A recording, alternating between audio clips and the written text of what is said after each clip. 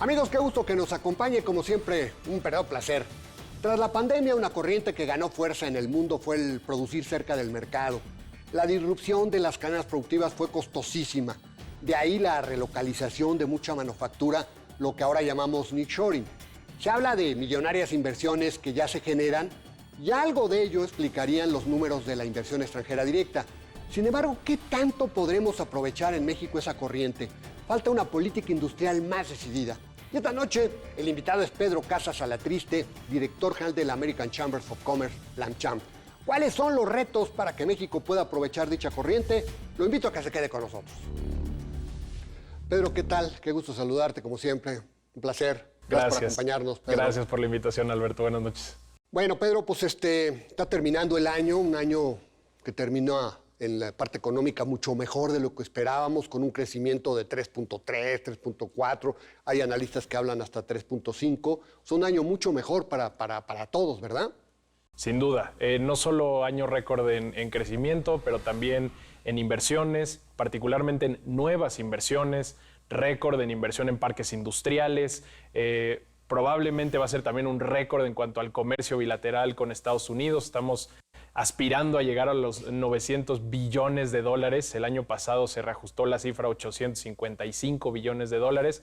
Entonces, en lo económico, en el comercio bilateral y en todo lo que refiere a la economía, parece ser que sí va a ser un año de récord. Sí, es que cuando analizábamos el año al principio, pues teníamos miedo a que viniera una recesión en Estados Unidos. Todos los analistas hablaban de que venía una recesión. No se dio, entonces siguieron los flujos comerciales. Aquí, en el mercado interno, no sé cómo lo ves, pues finalmente también el mercado interno pues, se ha recuperado.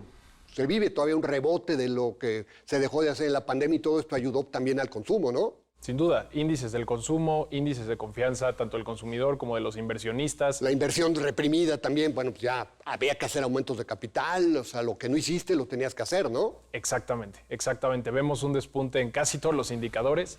En inversión extranjera directa, te comentaba, ¿no? La zona TEMEC, América del Norte, es la zona de todo el mundo que tuvo el repunte más importante en inversión extranjera directa. México no es la excepción y obviamente liderado casi en un 60% por inversión de Estados Unidos a México. Ahora, 2024 todavía no empieza, pero ya estamos empezando a ver ciertos nubarrones. Las expectativas de crecimiento para el próximo año no se ven igual, o sea, hay una caída en el mundo, en Estados Unidos, en México, y bueno, creo que no vamos a poder crecer a la misma velocidad. ¿Cómo lo están sintiendo las empresas este 2024? ¿Qué están visualizando los miembros de la AmCham? Mira, nosotros estamos haciendo un montón de cosas que van justamente enfocadas a disminuir todas esas barreras al crecimiento, y te diría dos ejemplos. Uno es, tenemos un mecanismo de consulta donde estamos trabajando en todos aquellos factores, nosotros le llamamos habilitadores de la inversión, para seguir promoviendo esta ola del nearshoring y de nuevas inversiones. Esos habilitadores de la inversión los consideramos como temas de logística, energía, agua, capital humano, seguridad y Estado de Derecho. Esas son, digamos, como las condiciones transversales para cualquier industria que necesitamos seguir mejorando de manera constante para que 2024, 2025 y el resto de la eternidad, México tenga un crecimiento mucho más sostenible. Y por otro lado, desde hace unos cuantos meses, iniciamos nuestra estrategia de cara a las elecciones del año que entra, donde lo que estamos tratando de aspirar es crear puentes con todas y todos del partido y colores que sean, donde les estamos presentando recomendaciones, una lectura por parte del sector privado sobre aquellas cosas que necesita el país para seguir creciendo. Lo recopilamos en, digamos, 6 pilares, 22 líneas estratégicas. Te digo rápidamente los pilares.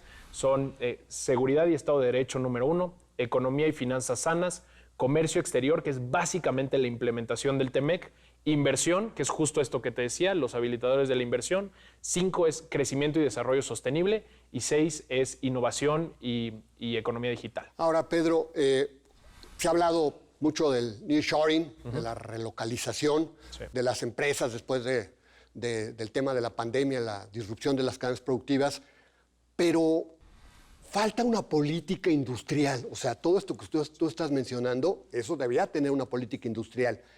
No la vemos, se está acabando el sexenio, no sé si venga una política industrial. Tú que estás en contacto con la Secretaría de Economía, ¿crees que sea factible la posibilidad de implementar una política industrial que justamente sea habilitador y permita el que captemos mucho de esta inversión, de este nearshoring que se podría generar, sobre todo en la zona TEMEC? Mira, en octubre recibimos a Dani Rodrik, que es un economista de renombre internacional, vino a México a nuestro foro económico y justamente él, analizando el contexto de Asia, el contexto de Latinoamérica, nos decía, México lo que necesita es justamente una política industrial. Exacto. Pero nos llevó a la reflexión de decir, bueno, ¿qué es una política industrial en el siglo XXI? Nos decía muchas cosas, pero el pilar número uno nos dijo, no podemos cometer el error de tener una política industrial en el pasado en el que el Estado hacía su mapeo de la economía y decía, necesitamos poner incentivos aquí, aquí y acá, y estas son las cosas que se necesitan para impulsar la economía. Necesitamos una política industrial que sea de doble vía, en la que la comunicación entre el sector público y el sector privado sea mucho más ágil. Y una noche anterior a la conferencia magistral de Dani Rodrik, tuvimos una cena un poco más en petit comité con el secretario de Hacienda. Y curiosamente, yo no sé si él leyó lo que Dani iba a decir al día siguiente, pero nos dijo exactamente lo mismo. Dijo, necesitamos mejorar y hacer mucho más fluida la comunicación entre el sector público y sector privado, y tiene que nacer del sector privado justamente la lectura de, oye, ¿qué necesitamos? ¿Dónde están las oportunidades? Porque hoy en día la única política industrial que más o menos nos ha ayudado a formular la nuestra o algunos de nuestros incentivos ha sido la política industrial de Estados Unidos a través de su Chips and Science Act, el Inflation Reduction Act, donde han delimitado ciertas industrias estratégicas para la región y cuáles son los componentes de ella. Entonces, creo que en México tenemos que hacer un ejercicio de reflexión y sin duda lanzarnos hacia adelante. Ahora, Pedro, hablaste de muchos elementos que se requieren para generar inversión. Sí. Uno de ellos, la seguridad. Cuando ves los periódicos, cuando te enteras todos los días, ya el mapa de la inseguridad ha crecido toda la República Mexicana con el crimen organizado desbordado. Uno. Dos, el tema de la energía eléctrica, sobre todo. Ha crecido el cuello de botella porque tenemos solamente una empresa estatal, un monopolio. Se desmotivó la inversión privada. El tema del agua se ha convertido en otro cuello de botella. El tema del gas, no se ha invertido lo que se tenía previsto en gas. Entonces hay muchos temas en donde pues, ya se nos pasó el tiempo. Fueron 3, 4 años que no se han invertido y esto va a cobrar factura. ¿Cómo ves esto? Sí. Porque además, cuando tú ves, como empezamos la entrevista, todos los flujos, récords, crecimiento a esos niveles, lo único que necesitaría, cuando menos, es una inversión del otro lado al mismo ritmo, porque no puede ser que estemos transitando muchos más bienes por los mismos cruces fronterizos, por los mismos puertos, por las mismas carreteras que hace 10, 15 años. Sin duda tenemos que mejorar todo lo que tú ya mencionaste. En energía no solo es mejorar, digamos, la generación y la transmisión, pero también las fuentes, ¿no? Tenemos que apostarle a energías limpias, energías renovables, sabiendo que mucha de la inversión extranjera que está llegando a México viene ya con compromisos de desarrollo que no pueden, es tal cual una barrera. Si no ven en el país una infraestructura de generación eléctrica limpia, ellos en sus corporativos, ya sea en Estados Unidos, en Europa o en cualquier parte del mundo, no pueden simplemente invertir. Entonces, sin duda, tenemos que mejorar la infraestructura, tenemos que mejorar nuestra capacidad de generación eléctrica, de transmisión y de fuentes renovables. Tenemos que mejorar el tratamiento de aguas industriales para que en el norte pues no tengamos las escaseces que hemos estado viendo con el tiempo. Tenemos que invertir también en nuestra mano de obra, generar el capital humano necesario para cumplir con todas estas nuevas inversiones. En fin, un montón de cosas que ya nos... Ahora, Pedro, mucho de lo que no se ha hecho es por un tema de ideología. O sea, no es un tema pragmático, sino que se ha dicho, esto no porque yo no lo veo así y porque mi ideología me impide colaborar con el sector privado en la parte energética, por ejemplo, ¿no? ¿Qué ves de voluntad para la próxima administración? Ustedes que han tenido pláticas pues, con las personas que podrían tomar las riendas de nuestro país. ¿Qué estás viendo para la próxima administración? Pues mira, nosotros desde esta administración y ya con el plan de Ruta 2430 que te mencionaba, vemos dos cosas. Una es, si bien puede haber algunos temas en los que por ideología o por lo que tú quieras no coincidimos, sí hay muchos en donde sí, y esos por lo general no se hablan. Entonces, nosotros con el actual gobierno hemos encontrado puertas en donde sí hay coincidencias, y ahí donde sí hay coincidencias hay que trabajar y trabajar y trabajar y trabajar. Y donde no, pues ya lo dejaremos para otra oportunidad, pero donde sí hay que trabajar. Y del año y para la siguiente administración, igual nosotros lo que hemos estado haciendo es desde el principio llegar con propuestas. Creo que nos hemos vuelto un sector privado en general muy reactivo.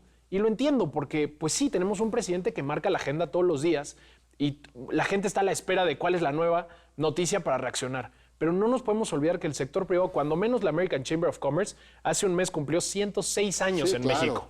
Y va a estar otros 106 o 200 años. Entonces, no nos tenemos que olvidar de la agenda de largo plazo. Nosotros tenemos que estar aquí para proponer, para marcar una ruta de crecimiento para el largo plazo y ahí vamos a seguir nosotros, con propuesta y con recomendaciones de manera proactiva. Pedro, para que nuestros amigos que nos están viendo en esta noche simplemente entiendan qué es la American Chambers, cuántas empresas, cuántos miembros y qué representa la American Chambers en el PIB de nuestro país. Claro, la American Chamber of Commerce lleva 106 años en el país. Representamos cerca de 1,400 empresas que juntas equivalen a una quinta parte del PIB nacional.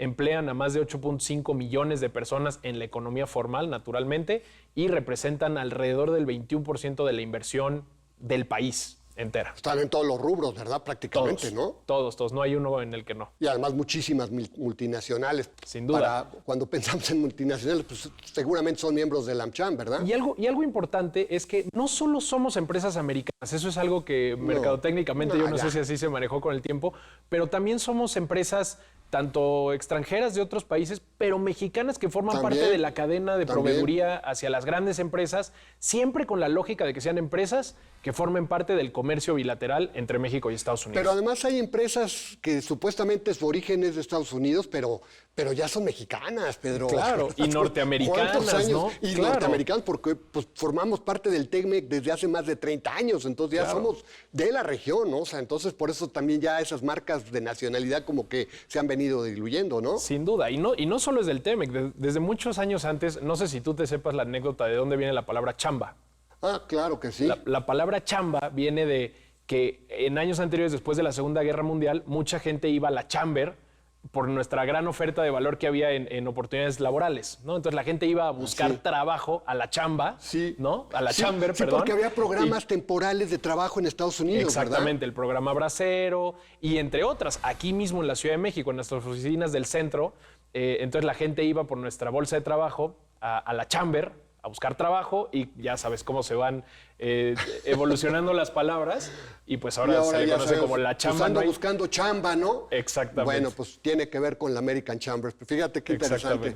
Pues muchas gracias, Pedro. Te agradezco mucho, como siempre. Un verdadero placer, ¿eh? Y ahí estaremos en contacto. Claro que sí. Buenas noches, Pedro. Buenas noches. Sí, indudablemente falta una política gubernamental de mayores estímulos, pero la falta de insumos tan básicos como la electricidad y el gas son obstáculos. La creciente inseguridad en todo el país tampoco ayuda. Es un factor que los inversionistas ponderan antes de venir. Claro que nos apoya la cercanía con Estados Unidos, pero no es garantía porque si no reunimos los requisitos, ese país puede convertirse también en competidor en las inversiones en juego. Lo invito a la próxima semana, aquí a la misma hora, con más nombres y nombres. Hasta la próxima.